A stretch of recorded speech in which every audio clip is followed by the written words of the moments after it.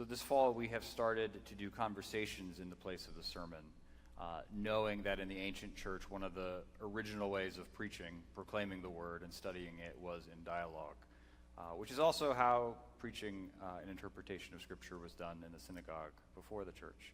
So it's appropriate for this passage tonight. And I think it's also relevant too because I think our public square could use more models of conversation. And so to that end, our guest tonight is Congressman Fred Upton. Would you welcome him up?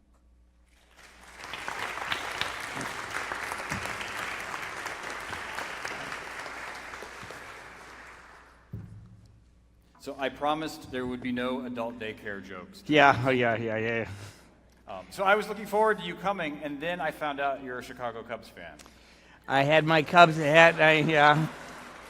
I was at the game on Game 5, and I did a charity walk today, and I was the only one wearing a Cubs hat. But it was last year's World Series cap, so we'll see what happens. It should be a walk of penance. Well, some people don't know this, but I have a niece that's pretty famous as well, and I promise no jokes about that, too. But she is getting married in a couple weeks, and her groom is pitching tonight for the Astros. So he was a Cy Young Award pitcher. So he is. They were up 1-0 when I walked in from the parking lot. So do they already have someone to do the wedding? Yeah, they do. Yeah, they do. They do. Okay. They do. So what's interesting in having you here in the context of worship is the passage that Mary just read from the book of Exodus. The first 11 chapters of Exodus, it's been this contest between God and Pharaoh. And this is the instructions for the Passover is the first mention of Egypt's gods being against God as well. And so right here in these very detailed instructions for the Passover, we have this collision of Pharaoh, the public square, and religion, Egypt's gods. And so I think just to begin, if you could share with us how you understand the relationship between faith and politics, and how you think Christians and religious people should interact with the public square. Well, that's a great question to start off with. I'm actually with a group that's name is Faith and Politics.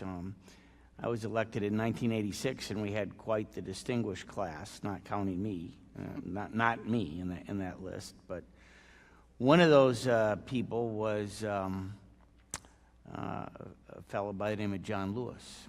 And, of course, for those that watched any of the civil rights movement, John Lewis was one that walked across the Edmund Pettus Bridge with Dr. King back in the early 60s and is a real leader on civil rights. And we've had issues over the last, Charlottesville, the most recent, but lots over the last number of years. I live in a community I grew up in a community that's racially divided. I've done a lot to bring things together. And we had some issues with race and just some police issues back 10, 12 years ago. And because of my friendship with John, I brought him back. He'd been to Michigan, of course, because Rosa Parks was originally from there, died there. But John did a great service. I'm a Republican, he's a Democrat, but And you're friends? We are very good friends, and I'll tell you what, got to know him pretty well, but I can remember him putting his arms on my shoulders in the well of the house back in the, early 90s or so, and said, "Fred, you got to come with me on this, in essence, this pilgrimage to Selma." And I've never been to Alabama. And I said, "Tell me a little bit about it." And of course, I knew a little bit about the history. I was a very young boy back then. But it was a very meaningful trip. It was a bipartisan trip. We probably went down with, 20 members. I've been down a number of times for that memorable weekend. The first weekend in March is when they celebrate. Mm-hmm. We go to the church there and walk across the bridge. And of course, he tells his story.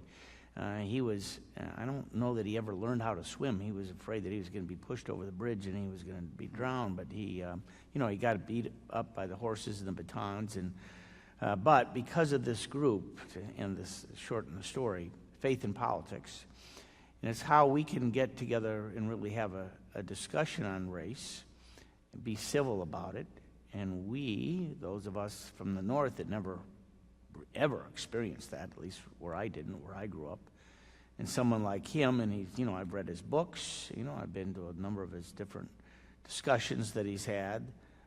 It's just an incredible story that for my life until I was, in my late 30s, really didn't know much about. But, particularly with what we saw in Charlottesville, there's continued, racial incidents that, plague us, really. It's that, touchstone or whatever that I think can help ease some of those tensions and for me to bring him back to the Twin Cities, St. Joe, Benton Harbor. We met with the Ministerial Alliance, the governor, a Democrat then. She had never been to my home county, 83 counties in Michigan. She had never been there, even though she was the elected governor of the state. And she called me, said, "Fred, what are we going to do? It's terrible. It was really bad." And I said, well, we need to really go look at some of the symptoms of this. And I've assembled a number of different folks, from law enforcement to civic leaders to the faith community, schools. This Benton Harbor's, you all know the Larkins back here. Steve, did you graduate from Benton Harbor as well? So they both graduated from Benton Harbor High School. This incident was literally across the street from the high school, and but John Lewis came. He spent a couple of days with me, and just that piece really helped so that it did not escalate into something like we saw in Missouri or Los Angeles or some of those big things, and we embarked on a game plan that would long-term solve those issues. I've been a big part of that. It's been bipartisan. And I can tell you 12 years later, I've worked extensively on that issue and my staff, and we've made a real difference that community is gonna benefit from for, I think, generations to come. We've made, we're not right where we want to be yet, but I'll tell you, looking back, and when the Larkins were going to school there, it was a community that everyone wanted to be in. Then it went down a big downslide, but now it's coming back up, and we're really excited about the progress, particularly going through the downturn that Michigan did. Our unemployment was 13% for a couple of years, just a couple of years ago, and now it's we're under the statewide average. That statewide average is under the national. It's like 4%. So the early Protestants made a distinction between, how we treat our neighbor is not a way that we earn God's love or favor, that we're secure in that we love our neighbor to love our neighbor. And so I'm wondering how you handle, because I imagine you deal with the difficulty of having certain litmus tests, that religious people expect you to vote a certain way, or because of your party, Christians. Well, not really. I wouldn't. So my district, it's a swing district. Okay. It's a 52-48 district. I won, and I had millions spent against me the last two cycles, like $5 million spent against me. And I ran against the same guy twice in a row. He's already running against me again now, but I won by 20 points. So I have a lot of Democrats who vote for Upton. I have a lot of independents, and no one expects me to vote a certain way, religious or not. They know, I hope, and based on the election, I think I can say this. Don't want to sound cocky, but they know that I'm going to study every issue, that my door is open to every person in our district. It is a very diverse district in lots of different ways, but they know they're going to be listened to, and we may not agree at the end, but I'm going to assemble as much information as I can. We do Facebook town meetings, we've done teletown town meetings. I'm home virtually every weekend. I'm going to go back again this weekend, all this next week. I have two offices.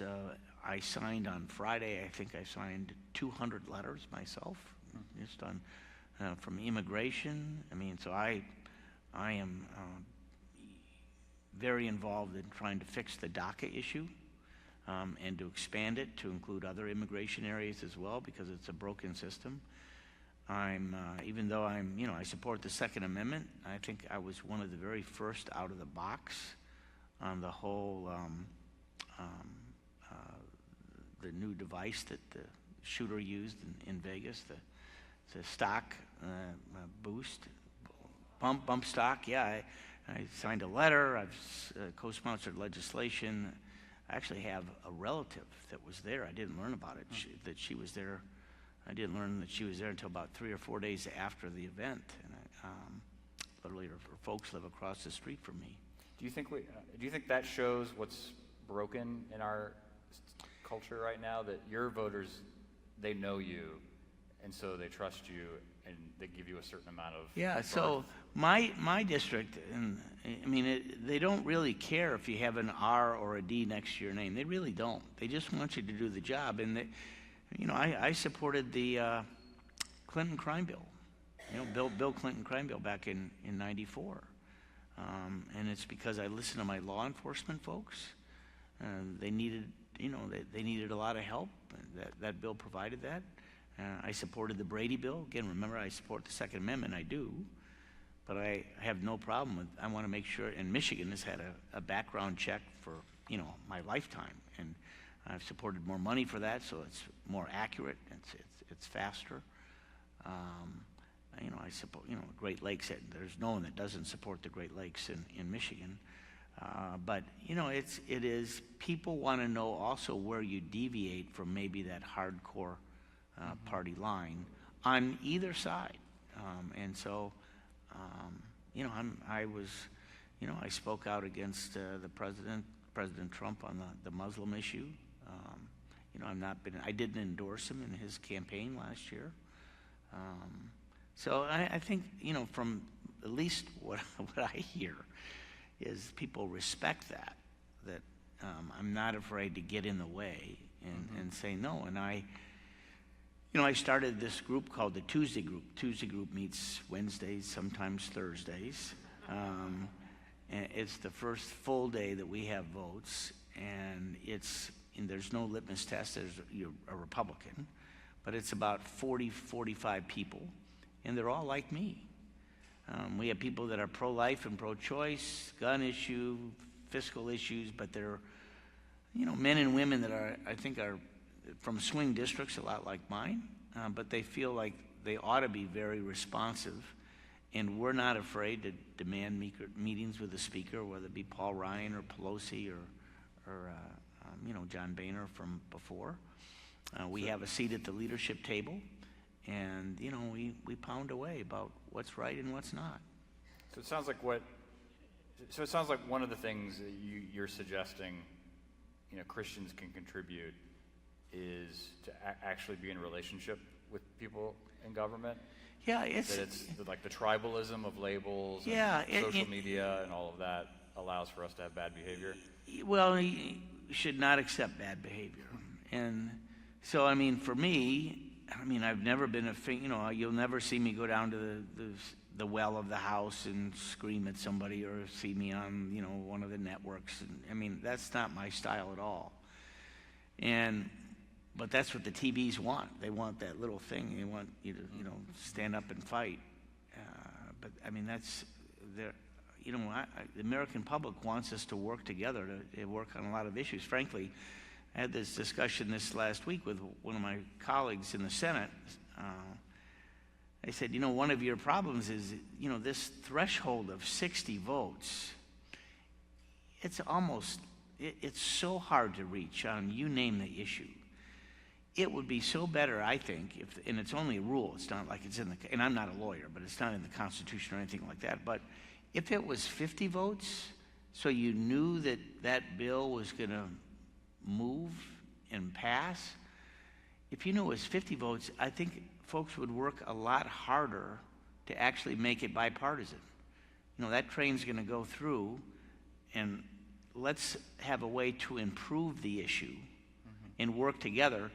When I was chairman of the Energy and Commerce Committee, oldest committee in the House, And the first thing I did when I became chairman, and Newt Gingrich got rid of the seniority system, so I still wouldn't be chairman if Newt hadn't been speaker, because it was just, whoever was the longest elected would ultimately be there. So we'd have a wonderful guy who would have been 92 now, Ralph Hall from Texas, would be still chairman of the committee, and I'd be a number of chairs down the aisle, or the dais. But I changed the rules. I said, you know what, we're going to do bipartisan amendments first.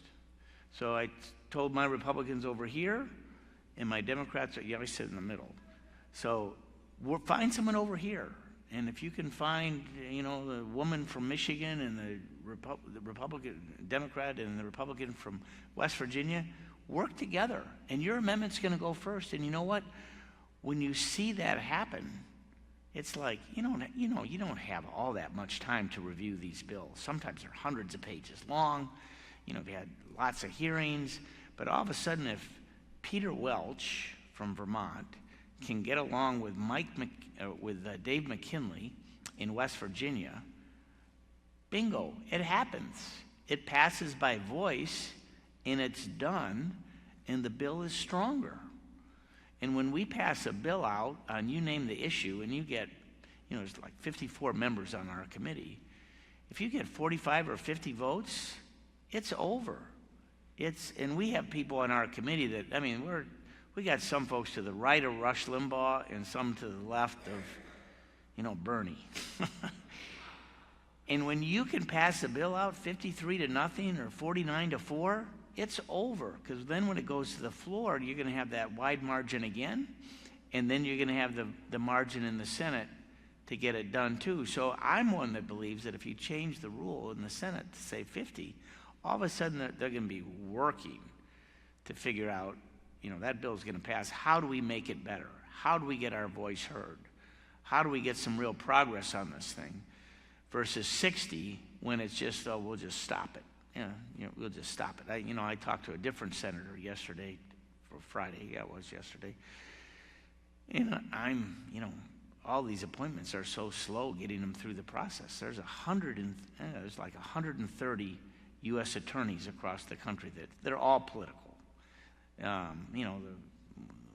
When one administration changes, the incumbents all resign, and you've got it's sort of the plum, one of the few patronage jobs of the next administration. They pick them. Well, they all have to be attorneys, and so I represent West Michigan, so our U.S. attorney is based in Grand Rapids. We're almost a year into this administration. We still don't have a nominee yet.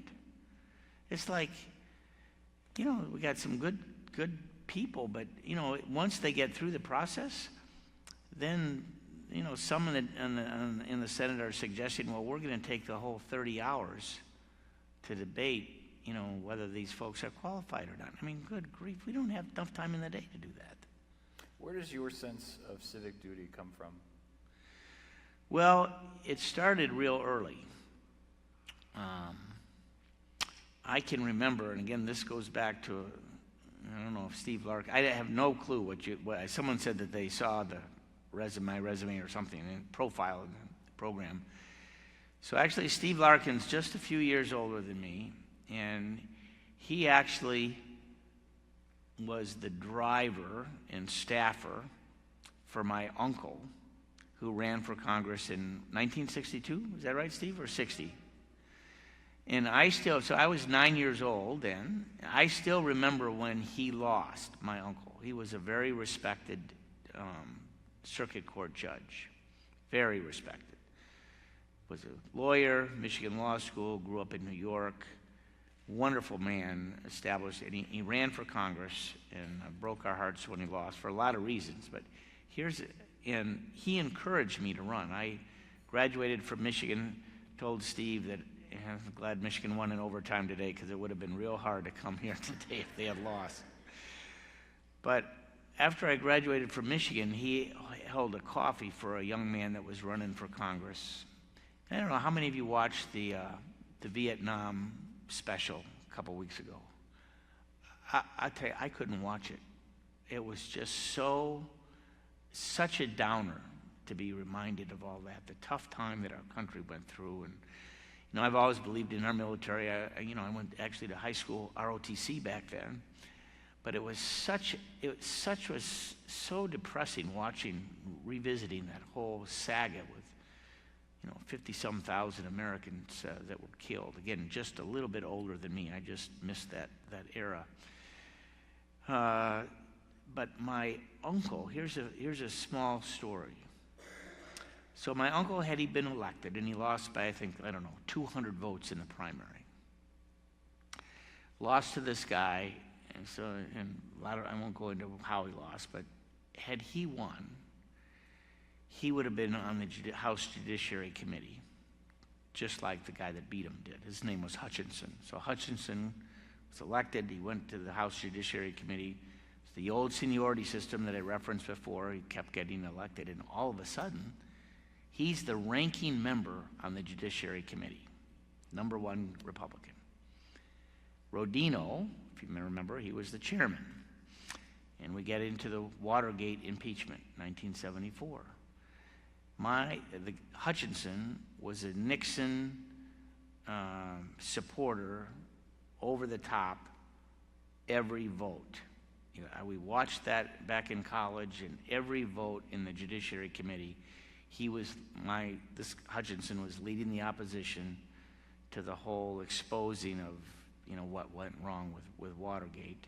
And even at the end, after Nixon resigned, was still, couldn't believe that it happened.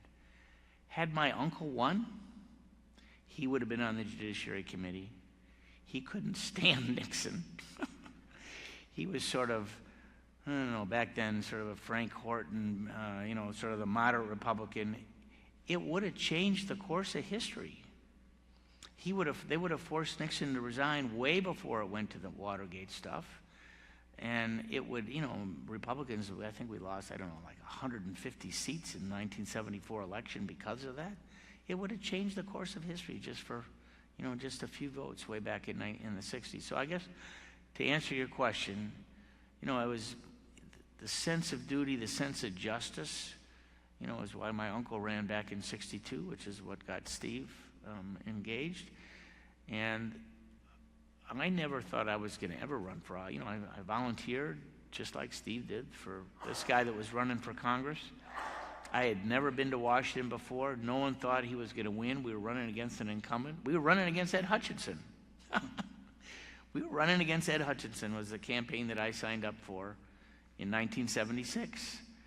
And we spooked him out. After about 2 months, he said it's not worth it.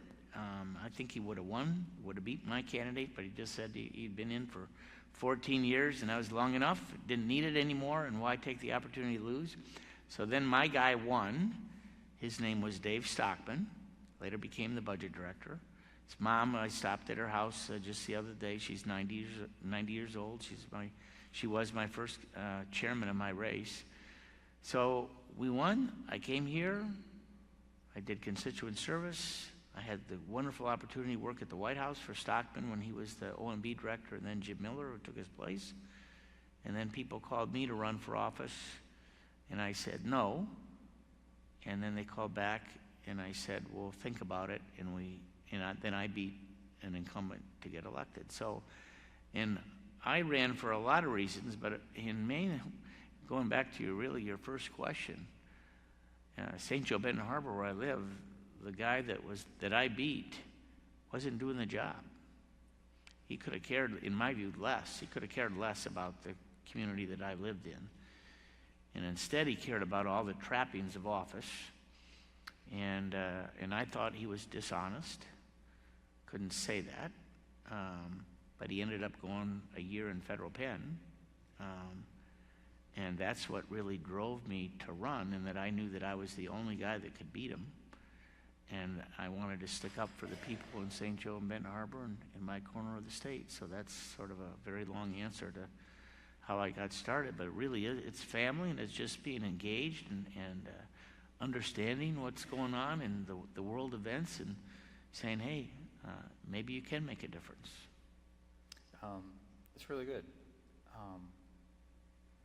I almost want to close there, but I do want to ask, because you mentioned Las Vegas, and you were one of the main drivers of the 21st Century Cures bill. and a big part of that was mental health. And so I'm wondering if, since the country's at this impasse over guns, should we be spending more time thinking about mental health instead? Yeah, well, so the bill that you referenced, 21st Century Cures, is a bill to expedite the approval of drugs and devices. It was a long battle. It was 3 years, but we got it done.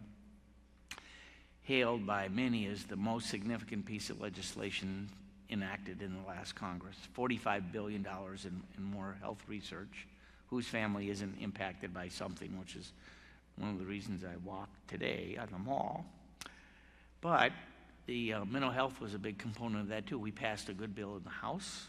The Senate ran out of time, and so we put it as part of our bill that the Senate then adopted.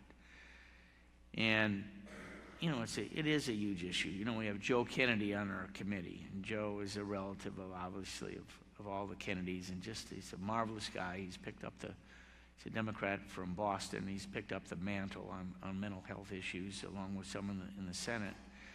And we funded it, not enough money. It's always an issue that we have. But, as we look at Vegas, there's probably, there was nothing to distinguish, at least so far, there was nothing to distinguish this guy from getting the weapons that he did or to do the awful things that he did. No one had a clue that this was going to happen. He's a multimillionaire. But it was intricate planning, and ultimately we may find out. I don't know whether we will or not.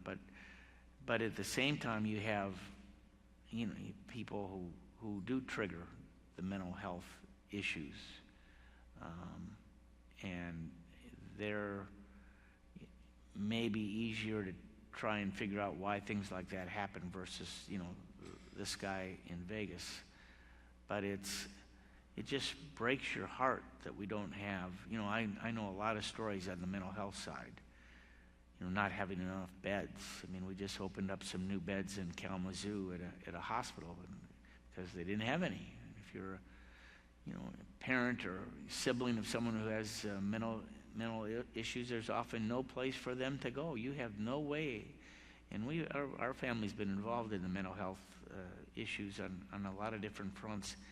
And the stumbling blocks are big. And, suicide and all those different issues. They're all, it's a huge issue. And we just don't have the resources to adequately deal with it and help those people. And, you want to do that. You don't want to incarcerate them. You want to make sure that they can find treatment so that they're not incarcerated and they get through that awful chapter and actually be productive somehow in their life rather than, the alternative.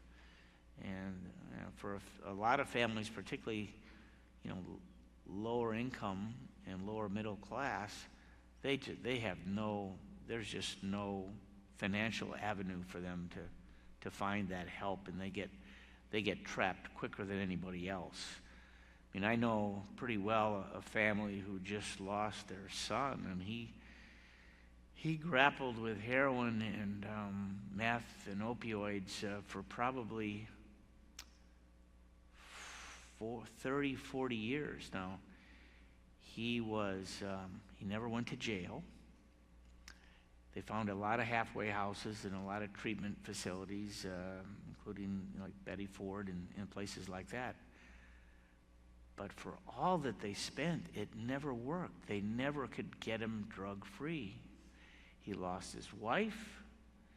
He just died a couple weeks ago. But it was just so, and he died because of that. I know that's why it was. It was just so tragic. And so they had every resource, and he still didn't make it. But if he had been in a different family, he would have been in jail. He would have been in jail for probably decades. And he ended up, he had to get the money to get this stuff, and it's just, I meet with my undercover cops, and we have one postal inspector for all of West Michigan. Every package that comes in, millions of people. One postal inspector. And these drug guys, they're so smart. You know, they just send it in the mail. They got the duplicate labels. You know, a lot of it's coming in from overseas. They make sure that the dogs can't smell it, and then if they do, sometimes, you know, the dogs don't survive. This stuff is so potent, and it gets delivered. And they figure that they might at best get 2 or 3% of what comes in.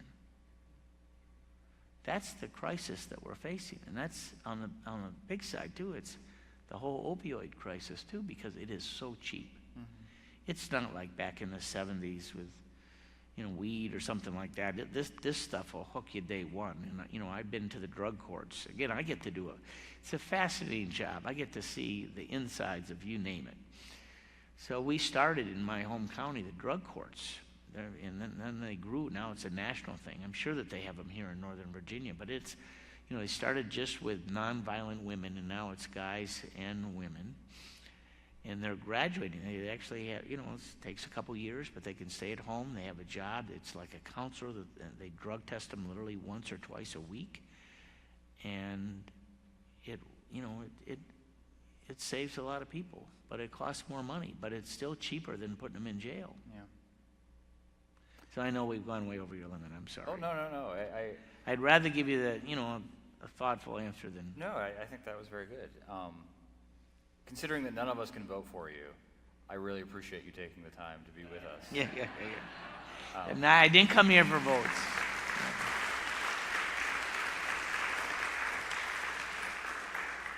And then just speaking as someone who gets sick and tired of the 24-hour news cycle, like, I appreciate hearing from someone in your position who can articulate care and concern for their community. So I thank you for that too. Would you thank him? Thank you. Thanks, Jason. Thanks.